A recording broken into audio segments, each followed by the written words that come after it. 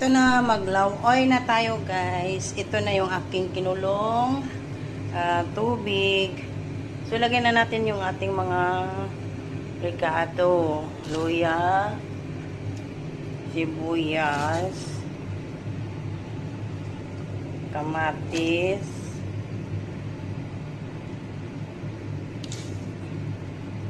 lagyan na lang natin din ang ating talong. Ayan, palambutin natin sila guys. So, ating palambutin yan. Ating takpan muna. Para pag kumulo siya, lagay na natin ang ating mga gulay. Nakatimpla na siya, luto na yung ating talong, luto na ang lahat ng nasa loob. So, nakatimpla na po siya.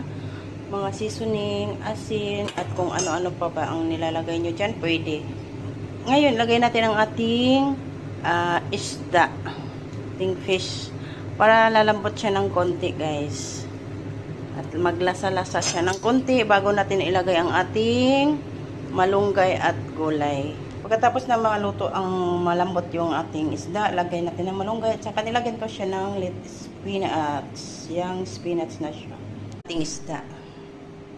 Yan, so pwede na. Pwede na natin ilagay ang ating gulay. Mga dahon-dahon. Mga dahon-dahon gulay, guys. Ito muna, spinach. Kasi medyo matigas-tigas. Kunti lang, guys. No? Ayan. Ayan, medyo ano na siya. So, sunod natin ang ating malunggay. Malunggay, guys. Ayan siya. Nilagay ko ng ano, nag-asal ko siya. Ngayon, luto na sila. Ayan. Luto na siya, guys. So, ang malunggay, madali lang yan siya. Pagkalagay mo dyan, pwede mo na siyang i-off ang apoy. Tapos, takpan mo na siya.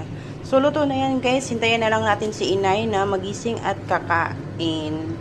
Yan ang aking mga menu ngayon.